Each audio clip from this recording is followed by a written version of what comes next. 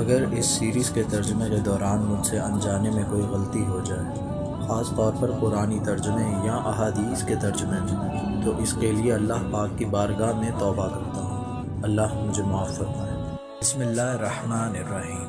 اولاد آدم علیہ السلام اور قصہ حابیل و قابیل۔ اللہ تعالیٰ نے حضرت آدم علیہ السلام اور حوا علیہ السلام کو کثیر اولاد عطا فرمائی۔ سورہ نساء میں اس واقعے کو بیان کرتے ہوئے فرمایا، لوگو اپنے پروردگار سے ڈرو جس نے تم کو ایک جان سے پیدا کیا اور اسی سے اس کا جوڑا بنایا، پھر ان دونوں سے کثرت سے مرد عورت پیدا کر کے روئے زمین پر پھیلا دیے، اور اللہ سے ڈرو جس کے نام کو تم اپنی حاجت براری کا ذریعہ بناتے ہو، اور قطع رحمی سے بچو، کچھ شک نہیں کہ اللہ تمہیں دیکھ رہا ہے۔ نیز سورہ الاعراف میں فرمایا، اور جب تمہارے پروردگار نے بنی آدم سے یعنی ان کی پیٹھوں سے ان کی اولاد نکالی تو ان سے خود ان کے مقابلے میں اقرار کرا لیا، یعنی ان سے پوچھا، کیا میں تمہارا پروردگار نہیں ہوں؟ وہ کہنے لگے، کیوں نہیں، ہم گواہ ہیں کہ تو ہمارا پروردگار ہے۔ حضرت عمر بن خطاب رضی اللہ عنہ سے مذکورہ آیت کے متعلق پوچھا گیا تو انہوں نے فرمایا، میری موجودگی میں رسول اکرم صلی اللہ علیہ وآلہ وسلم سے اس کے متعلق سوال کیا گیا تھا تو آپ صلی اللہ علیہ وآلہ وسلم نے فرمایا، اللہ تعالیٰ نے آدم علیہ السلام کو پیدا فرمایا، پھر ان کی پشت پر اپنا دایاں ہاتھ پھیرا اور ان کی اولاد نکالی، اور فرمایا، میں نے انہیں جنت کے لیے پیدا کیا ہے اور یہ جنتیوں والے عمل کریں گے۔ پھر ان کی پشت پر دوبارہ ہاتھ پھیرا اور مزید اولاد ظاہر فرمائی، اور ارشاد فرمایا، میں نے انہیں جہنم کے لیے پیدا کیا ہے اور یہ جہنمیوں والے عمل کریں گے۔ ایک آدمی نے کہا، اللہ کے رسول صلی اللہ علیہ وآلہ وسلم، تب عمل کس لیے ہیں؟ اللہ کے رسول صلی اللہ علیہ وآلہ وسلم نے فرمایا، جب اللہ تعالیٰ کسی بندے کو جنت کے لیے پیدا فرماتا ہے تو اسے جنتیوں والے عمل کی توفیق دیتا ہے، اور وہ شخص ان کی وجہ سے جنت میں داخل ہو جاتا ہے، اور اللہ تعالیٰ جب کسی بندے کو جہنم کے لیے پیدا کرتا ہے تو اسے جہنمیوں والے اعمال میں مشغول کر دیتا ہے، اور وہ شخص ان کی وجہ سے جہنم میں داخل ہو جاتا ہے۔ جمہور علماء یہ رائے رکھتے ہیں کہ آدم علیہ السلام کی اولاد سے وعدہ لیا گیا تھا۔ انہوں نے اس حدیث سے بھی استدلال کیا ہے جو حضرت انس بن مالک رضی اللہ عنہ سے مروی ہے کہ نبی اکرم صلی اللہ علیہ وآلہ وسلم نے فرمایا، قیامت کے دن ایک جہنمی سے کہا جائے گا کہ اگر تیرے پاس پوری دنیا کا مال و دولت ہو تو کیا تو فدیہ کے طور پر وہ سب دے دے گا؟ وہ کہے گا، ہاں۔ اللہ تعالیٰ فرمائے گا کہ میں نے تجھ سے اس سے آسان چیز کا مطالبہ کیا تھا۔ جب تو آدم علیہ السلام کی پشت میں تھا، اس وقت میں نے تجھ سے ایک وعدہ لیا تھا کہ تو میرے ساتھ شرک نہیں کرے گا، لیکن تو نے پھر بھی شرک کرنے پر ہی اصرار کیا۔ مذکورہ بالا آیت کی تفسیر کرتے ہوئے حضرت ابی بن کعب رضی اللہ عنہ نے فرمایا، اللہ تعالیٰ نے اس دن ان سب کو جمع کیا جو آدم علیہ السلام کی پشت سے قیامت تک پیدا ہونے والے تھے، ان کو پیدا کر کے اور ان کی صورتیں بنا کر انہیں بولنے کی طاقت دی۔ وہ بولنے لگے تو ان سے عہد و پیمان لیا اور انہیں خود ان پر گواہ ٹھہرایا۔ فرمایا، کیا میں تمہارا رب نہیں؟ انہوں نے کہا، ضرور ہے۔ اللہ تعالیٰ نے فرمایا، میں تم پر 7 آسمانوں اور 7 زمینوں کو گواہ بناتا ہوں، اور تم پر تمہارے باپ آدم کو گواہ بناتا ہوں۔ قیامت کے دن یہ نہ کہنا، ہمیں اس کا علم نہ تھا۔ یاد رکھو، میرے سوا کوئی معبود نہیں اور میرے سوا کوئی مالک نہیں، میرے ساتھ شرک نہ کرنا۔ میں تمہارے پاس رسول بھیجوں گا جو تمہیں میرا عہد و پیمان یاد دلا کر تمہیں اس کے خلاف ورزی کی سزا سے ڈرائیں گے، اور میں تم پر اپنی کتاب نازل کروں گا۔ انہوں نے کہا، ہم گواہی دیتے ہیں کہ تو ہمارا رب ہے اور ہمارا معبود ہے، تیرے سوا ہمارا کوئی رب یا معبود نہیں۔ چنانچہ اس دن انہوں نے تعمیل احکام کا اقرار کیا۔ اللہ تعالیٰ نے ان کے باپ آدم علیہ السلام کو بلند کیا، اس نے ان سب کو دیکھا تو ان میں امیر، غریب، خوبصورت اور بدصورت افراد نظر آئے۔ انہوں نے عرض کی، یا رب، کاش تو ان سب کو برابر کر دیتا۔ اللہ تعالیٰ نے فرمایا، میں چاہتا ہوں کہ میرا شکر کیا جائے۔ آدم علیہ السلام کو ان میں پیغمبر بھی نظر آئے جو روشن چراغوں کی طرح منور تھے۔ ان سے رسالت و نبوت کا ایک خاص وعدہ بھی لیا گیا۔ اسی دوسرے میثاق کے بارے میں اللہ پاک سورہ احزاب میں فرماتے ہیں، اور جب ہم نے پیغمبروں سے عہد لیا اور تم سے اور نوح اور ابراہیم اور موسیٰ اور مریم کے بیٹے عیسیٰ سے اور عہد بھی ان سے پکا لیا۔ اور ارشاد باری تعالیٰ ہے، تو تم ایک طرف کے ہو کر دین اللہ کے راستے پر سیدھا منہ کیے چلے جاؤ، اور اللہ کی فطرت کو جس پر اس نے لوگوں کو پیدا کیا ہے اختیار کیے رہو۔ اللہ کی بنائی ہوئی فطرت میں تغیر و تبدل نہیں ہو سکتا۔ اسی کی طرف اشارہ کرتے ہوئے فرمایا، یہ محمد بھی اگلے ڈر سنانے والوں میں سے ایک ڈر سنانے والا ہے۔ اور مزید فرمایا، اور ہم نے ان میں سے اکثروں میں عہد کا نباہ نہیں دیکھا، اور ان میں اکثروں کو دیکھا تو فاسق ہی دیکھا۔ حضرت ابو ہریرہ رضی اللہ عنہ سے روایت ہے کہ رسول اکرم صلی اللہ علیہ وآلہ وسلم نے فرمایا، جب اللہ تعالیٰ نے آدم علیہ السلام کو پیدا فرمایا تو آپ کی پشت پر ہاتھ پھیرا، تب قیامت تک پیدا ہونے والی ہر جان آپ کی پشت سے ظاہر ہو گئی۔ اللہ تعالیٰ نے ہر ایک کی آنکھوں کے درمیان نور کی ایک چمک رکھ دی، پھر انہیں آدم علیہ السلام کو دکھایا۔ آدم علیہ السلام نے کہا، یا رب، یہ کون ہے؟ اللہ تعالیٰ نے فرمایا، یہ تیری اولاد ہے۔ آپ کو ان میں ایک آدمی نظر آیا جس کی پیشانی کی چمک آپ کو بہت اچھی لگی۔ فرمایا، یا رب، یہ کون ہے؟ اللہ تعالیٰ نے فرمایا، یہ تیری اولاد میں آخری زمانے کی قوموں میں سے ایک آدمی ہے جس کا نام داؤد علیہ السلام ہوگا۔ فرمایا، یا رب، تو نے اس کی کتنی عمر مقرر کی ہے؟ اللہ تعالیٰ نے فرمایا، 60 سال۔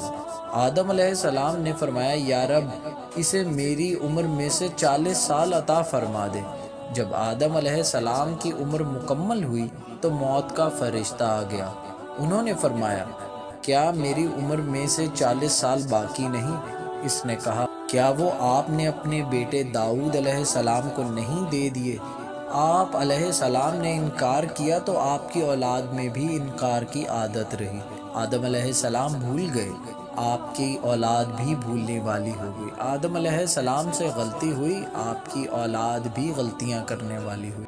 حضرت عبداللہ بن عباس رضی اللہ عنہ سے روایت ہے کہ نبی اکرم صلی اللہ علیہ وآلہ وسلم نے فرمایا، اللہ تعالیٰ نے اولاد آدم سے نعمان یعنی عرفات کے مقام پر عہد لیا۔ اللہ تعالیٰ نے ان کی تمام اولاد کو جو اس نے پیدا کی ہے ان کی پشت سے نکالا، انہیں اپنے سامنے چیونٹیوں کی طرح بکھیر دیا، پھر ان سے براہ راست کلام کرتے ہوئے فرمایا، کیا میں تمہارا رب نہیں ہوں؟ انہوں نے کہا، یقیناً ہیں، ہم گواہی دیتے ہیں۔ اللہ تعالیٰ نے فرمایا، مبادا تم قیامت کے دن کہو، ہمیں تو اس کا علم ہی نہ تھا، یا کہو، ہمارے باپ دادا نے شرک کیا تھا اور ہم تو انہی کی اولاد تھے، اس لیے ان کی راہ پر چل پڑے۔ کیا تو ہمیں جھوٹے لوگوں کے اعمال کی وجہ سے تباہ کر دے گا؟ کیا آدم و حوا علیہ السلام کے ہاں جنت میں اولاد ہوئی تھی یا نہیں؟ اس میں اختلاف ہے۔ ایک قول یہ ہے کہ ان کی سب اولاد زمین پر ہی پیدا ہوئی۔ دوسرے قول کے مطابق ان کے کچھ بچے جنت میں پیدا ہوئے تھے، جن میں قابیل اور ان کی بہن بھی شامل تھیں۔ واللہ عالم۔ تاریخ طبری میں ہے کہ ان کے ہاں ہر بار ایک لڑکا اور ایک لڑکی پیدا ہوتے تھے، اور انہیں یہ حکم تھا کہ ہر لڑکے کی شادی دوسرے لڑکے کے ساتھ پیدا ہونے والی لڑکی سے کریں، اور دوسرے کی شادی پہلے کے ساتھ پیدا ہونے والی لڑکی سے کریں، یعنی اس لڑکی سے شادی کرنا جائز نہ تھا جو لڑکے کے ساتھ پیدا ہوئی ہو۔ قابیل اور حابیل کا واقعہ اللہ تعالیٰ نے سورہ مائدہ میں ارشاد فرمایا، اور اے محمد صلی اللہ علیہ وآلہ وسلم، ان کو آدم کے 2 بیٹوں حابیل اور قابیل کے حالات ٹھیک ٹھیک پڑھ کر سنا دو۔ کہ جب ان دونوں نے اللہ کے جناب میں کچھ نیازیں چڑھائیں تو ایک کی نیاز تو قبول ہو گئی اور دوسرے کی قبول نہ ہوئی۔ تب قابیل حابیل سے کہنے لگا کہ میں تجھے قتل کر دوں گا۔ اس نے کہا کہ اللہ پرہیزگاروں ہی کی نیاز قبول فرماتا ہے، اور اگر تو مجھے قتل کرنے کے لیے مجھ پر ہاتھ چلائے گا تو میں تجھ کو قتل کرنے کے لیے تجھ پر ہاتھ نہیں چلاؤں گا۔ مجھے تو اللہ رب العالمین سے ڈر لگتا ہے۔ میں چاہتا ہوں کہ تو میرے گناہ بھی ماخوذ ہو اور اپنے گناہ میں بھی، پھر اہل دوزخ میں ہو، اور ظالموں کی یہی سزا ہے۔ مگر اس کے نفس نے اس کے بھائی کے قتل ہی کی ترغیب دی تو اس نے اسے قتل کر دیا اور خسارہ اٹھانے والوں میں ہو گیا۔ اب اللہ نے ایک کوا بھیجا جو زمین کو کریدنے لگا کہ اسے دکھائے کہ اپنے بھائی کی لاش کو کیسے چھپائے۔ کہنے لگا، ہائے افسوس، مجھ سے اتنا بھی نہ ہو سکا کہ اس کوے کے برابر ہوتا کہ اپنے بھائی کی لاش چھپا دیتا۔ پھر وہ پشیماں ہوا۔ یہاں پر ہم علماء سلف کے ارشادات کا خلاصہ بیان کریں گے۔ متعدد صحابہ کرام رضی اللہ عنہ سے روایت ہے کہ آدم علیہ السلام ہر لڑکے کی شادی کسی دوسرے لڑکے کے ساتھ پیدا ہونے والی لڑکی سے کرتے تھے۔ حابیل نے قابیل کی بہن سے نکاح کرنے کا ارادہ کیا، اور قابیل کی بہن زیادہ خوش شکل تھی، چنانچہ قابیل نے چاہا کہ اس کی شادی حابیل کے بجائے خود اس سے ہو جائے۔ آدم علیہ السلام نے اسے حکم دیا کہ حابیل کو اس سے نکاح کرنے دے۔ اس نے انکار کر دیا تو آدم علیہ السلام نے دونوں کو قربانی کرنے کا حکم دیا۔ حابیل بھیڑ بکریاں پالتا تھا، اس نے ایک موٹا تازہ جانور قربان کیا۔ قابیل نے اپنی کھیتی میں سے نکمی فصل کا ایک گٹھا قربانی کے طور پر پیش کیا۔ آسمان سے آگ اتری، اس نے حابیل کی قربانی کو کھا لیا، لیکن قابیل کی قربانی کو چھوڑ دیا۔ اسے غصہ آ گیا، اس نے کہا، میں ضرور تجھے قتل کر دوں گا تاکہ تم میری بہن سے شادی نہ کر سکے۔ حابیل نے کہا، اللہ تعالیٰ پرہیزگاروں سے قربانی قبول فرماتا ہے۔ ابو جعفر رحمۃ اللہ علیہ نے فرمایا کہ جب وہ دونوں قربانی دے رہے تھے تو آدم علیہ السلام بھی موجود تھے۔ انہوں نے دیکھا کہ حابیل کی قربانی قبول ہو گئی ہے، قابیل کی نہیں ہوئی۔ تب قابیل نے آدم علیہ السلام سے کہا، اس کی قربانی اس لیے قبول ہوئی ہے کہ آپ نے اس کے حق میں دعا کی تھی اور آپ نے میرے حق میں دعا نہیں کی۔ اس کے بعد اس نے تنہائی میں حابیل کو دھمکی دی۔ ایک رات حابیل کو جانور چراتے ہوئے واپس آنے میں دیر ہو گئی۔ آدم علیہ السلام نے اس کے بھائی قابیل کو بھیجا کہ معلوم کرے اسے کیوں دیر ہوئی ہے۔ وہ گیا تو حابیل اسے مل گیا۔ اس نے کہا، تیری قربانی قبول ہو گئی ہے، میری قبول نہیں ہوئی۔ اس نے کہا، اللہ تعالیٰ اہل تقوی سے قربانی قبول فرماتا ہے۔ اس پر قابیل کو غصہ آ گیا۔ اس کے پاس لوہے کی کوئی چیز تھی، اس نے وہ مار کر حابیل کو قتل کر دیا۔ بعض علماء نے فرمایا حابیل سو رہا تھا، قابیل نے ایک بڑا پتھر اس کے سر پر مار کر اس کا سر کچل دیا۔ بعض علماء کرام فرماتے ہیں بلکہ اس نے زور سے اس کا گلا گھونٹا اور درندوں کی طرح اسے دانتوں سے کاٹا، جس سے وہ فوت ہو گیا۔ واللہ عالم۔ اللہ تعالیٰ نے فرمایا کہ جب قابیل نے حابیل کو قتل کی دھمکی دی تو حابیل نے کہا، اگر تو قتل کرنے کے لیے مجھ پر ہاتھ چلائے گا تو میں تجھ کو قتل کرنے کے لیے تجھ پر ہاتھ نہیں چلاؤں گا۔ مجھے تو اللہ رب العالمین سے ڈر لگتا ہے۔ اس سے اس کے اچھے اخلاق، خدا خوفی اور خشیت الہی کا اظہار ہوتا ہے، اور اس سے اس کا تقوی بھی ظاہر ہوتا ہے کہ بھائی نے جو زیادتی کرنے کا ارادہ کیا تھا، اس نے بدلے میں ویسی برائی کرنے سے پرہیز کیا۔ اس لیے رسول اکرم صلی اللہ علیہ وآلہ وسلم نے فرمایا، جب دو مسلمان تلواریں لے کر لڑنے کے لیے ایک دوسرے کے سامنے آتے ہیں، پھر جنگ کرتے ہیں، تو قاتل اور مقتول دونوں جہنمی ہوتے ہیں۔ صحابہ کرام نے عرض کیا، اللہ کے رسول صلی اللہ علیہ وآلہ وسلم، یہ تو قاتل ہے، اس لیے سزا کا مستحق ہے، مقتول کا کیا معاملہ ہے کہ اس مظلوم کو بھی سزا ملی؟ آپ صلی اللہ علیہ وآلہ وسلم نے فرمایا، اس کی بھی شدید خواہش تھی کہ وہ اپنے ساتھی کو قتل کر دے۔ حابیل نے مزید کہا، میں چاہتا ہوں کہ تم میرے گناہ میں بھی ماخوذ ہو اور اپنے گناہ میں بھی، پھر اہل دوزخ میں ہو اور ظالموں کی یہی سزا ہے۔ یعنی میں تجھ سے لڑائی نہیں کرنا چاہتا، حالانکہ میں تجھ سے زیادہ قوی اور مضبوط ہوں۔ تو نے ایک غلط کام کا پختہ ارادہ کر لیا ہے۔ میں چاہتا ہوں کہ تو نے جو گناہ کیے ہوئے ہیں ان کے ساتھ میرے قتل کا گناہ بھی تیرے سر ہو۔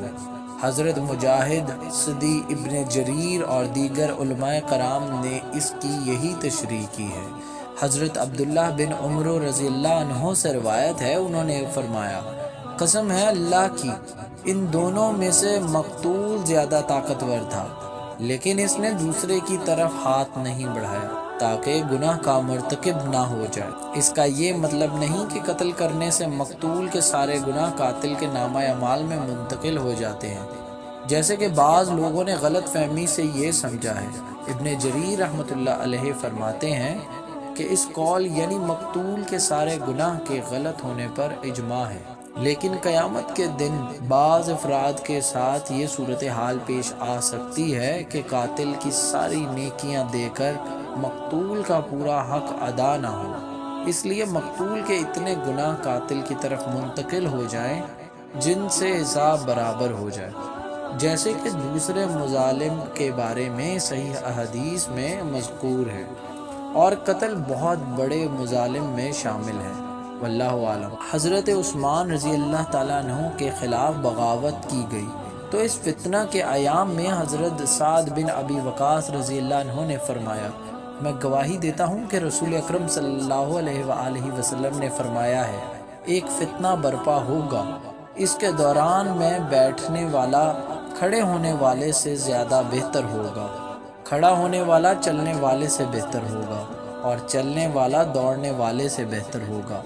حضرت سعد رضی اللہ تعالیٰ عنہ نے فرمایا، اللہ کے رسول صلی اللہ علیہ وآلہ وسلم یہ فرمائیے کہ اگر کوئی مجھے قتل کرنے کے لیے میرے گھر میں گھس آئے تو میں کیا کروں؟ نبی اکرم صلی اللہ علیہ وآلہ وسلم نے فرمایا، آدم کے بیٹے حابیل کی طرح بن جانا۔ یہی حدیث حضرت حذیفہ بن یمان رضی اللہ عنہ سے بھی مروی ہے، اس میں یہ الفاظ ہیں، آدم علیہ السلام کے بہتر بیٹے کی طرح بن جانا۔ حضرت عبداللہ بن مسعود رضی اللہ تعالیٰ عنہ سے مروی ہے کہ رسول اکرم صلی اللہ علیہ وآلہ وسلم نے فرمایا، جو انسان بھی ظلماً قتل ہوتا ہے، اس کے قتل کے گناہ کا ایک حصہ آدم علیہ السلام کے پہلے بیٹے کو ملتا ہے، کیونکہ وہ پہلا شخص ہے جس نے قتل کا طریقہ شروع کیا۔ قابیل کو سزا۔ حضرت مجاہد رحمۃ اللہ علیہ فرماتے ہیں، جس دن قابیل نے اپنے بھائی کو قتل کیا اسی دن اسے سزا مل گئی، چنانچہ اس کی پنڈلی اس کی ران سے چپک گئی۔ اس کو یہ سزا بھی دی گئی کہ سورج جس طرف ہوتا قابیل کا چہرہ اسی طرف رہتا، اس طرح اسے دوسروں کے لیے عبرت بنا دیا گیا اور اسے جلدی سزا مل گئی۔ اس نے گناہ کا ارتکاب کیا تھا، سرکشی کی تھی اور اپنے سگے بھائی سے حسد کیا تھا۔ ایک حدیث میں آیا ہے کہ رسول اکرم صلی اللہ علیہ وآلہ وسلم نے فرمایا، ظلم اور قطع رحمی سے بڑھ کر کوئی گناہ اس لائق نہیں کہ اللہ تعالیٰ اس کی سزا دنیا میں بھی دے اور آخرت کا عذاب بھی اس کے مرتکب کے لیے محفوظ رکھے۔ اہل کتاب کے پاس جو کتاب ہے اور جسے وہ تورات قرار دیتے ہیں، اس میں لکھا ہے کہ اللہ عز و جل نے اس کی سزا مؤخر کر کے اسے مہلت دی اور وہ عدن کے مشرق میں نود کے علاقے میں جا بسا۔ وہ اسے قنین کہتے تھے۔ اس کا ایک بیٹا خنوخ ہوا اور خنوخ سے اندر سے مہاویل سے متوشیل اور متوشیل سے لامک پیدا ہوا۔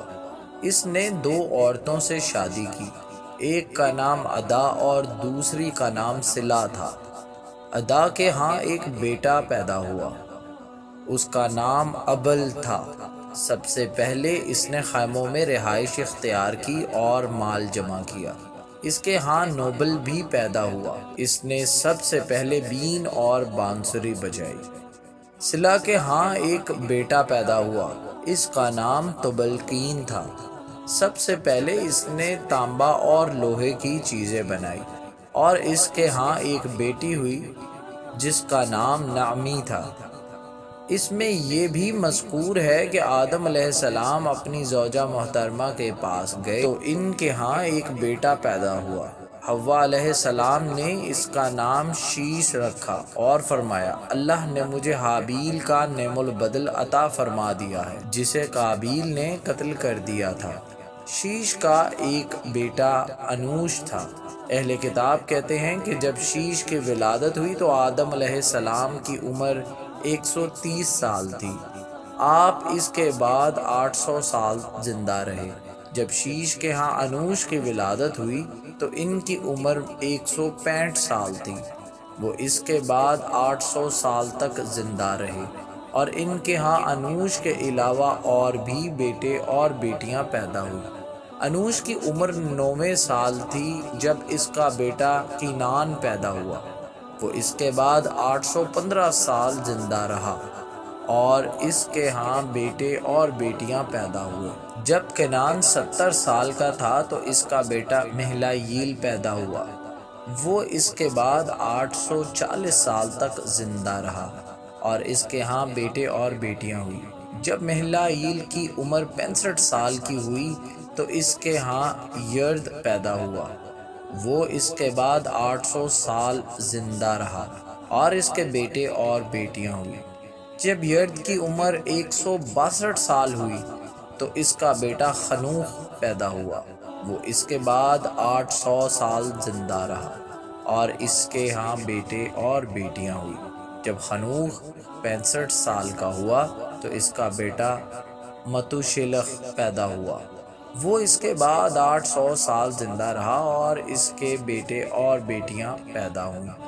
جب متوشلخ 187 سال کا ہوا تو اس کے ہاں لامک پیدا ہوا۔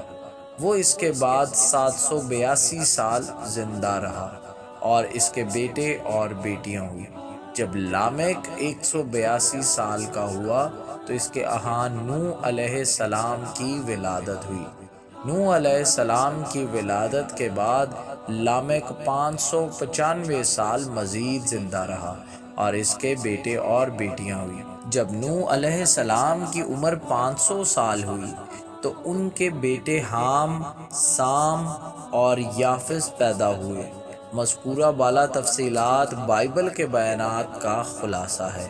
ان معلومات کے بارے میں یہ کہنا مشکل ہے کہ یہ آسمان سے نازل کردہ وحی میں سے بغیر تبدیلی کے محفوظ ہیں۔ اکثر علماء کرام نے ان پر تنقید کی ہے۔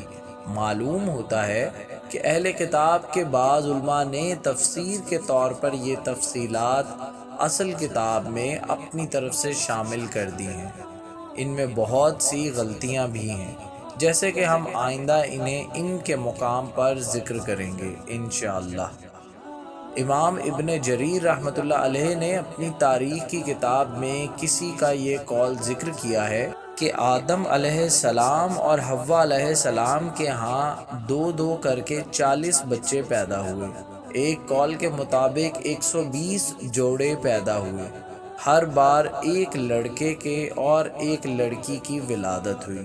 اس کے بعد انسانوں کی تعداد میں بہت زیادہ اضافہ ہوتا گیا، اور وہ زمین میں بکھر گئے اور دور دور تک آباد ہو گئے، جیسے کہ اللہ تعالیٰ نے سورہ نساء میں ارشاد فرمایا، لوگو اپنے پروردگار سے ڈرو جس نے تم کو ایک شخص سے پیدا کیا، اس سے اس کا جوڑا بنایا، پھر ان دونوں سے کثرت سے مرد و عورت پھیلا دیے۔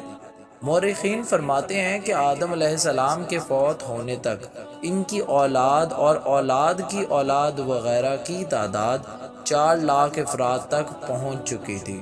واللہ عالم۔ صحیحین کی جس حدیث میں سفر معراج کا ذکر ہے، اس میں بیان ہے کہ رسول اکرم صلی اللہ علیہ وآلہ وسلم پہلے آسمان میں آدم علیہ السلام سے ملے تو انہوں نے فرمایا، نیک نبی اور نیک بیٹے کو خوش آمدید۔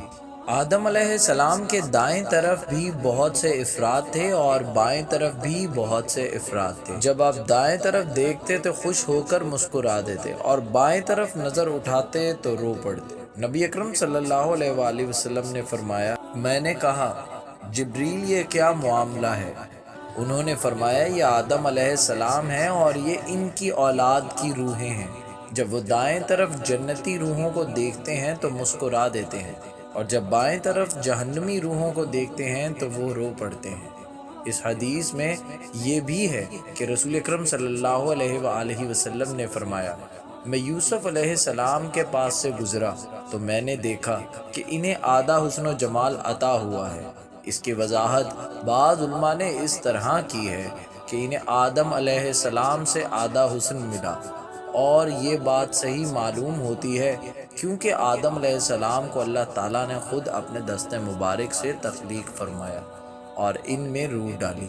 اللہ تعالیٰ اس اہتمام کے ساتھ جسے پیدا کرے وہ بہترین اور سب سے خوبصورت ہو سکتا ہے۔ امام ابن کثیر کی ایک روایت بیان کرتے ہیں کہ اللہ تعالیٰ نے جب جنت پیدا فرمائی تو فرشتوں نے کہا، ہمارے مالک یہ ہمارے لیے خاص کر دے کیونکہ تو نے بنی آدم کے لیے دنیا پیدا کی ہے، وہ اس میں کھاتے پیتے ہیں۔ اللہ تعالیٰ نے فرمایا، میری عزت و جلال کی قسم یہ نہیں ہو سکتا کہ جسے میں نے اپنے ہاتھ سے پیدا کیا اس کی نیک اولاد کو ان فرشتوں کے برابر کروں جنہیں میں نے کن کہا اور وہ وجود میں آ گئے۔ مزید معلوماتی ویڈیوز کے لیے ہمارے چینل کو سبسکرائب کریں اور بیل آئیکن پر کلک کریں۔ شکریہ۔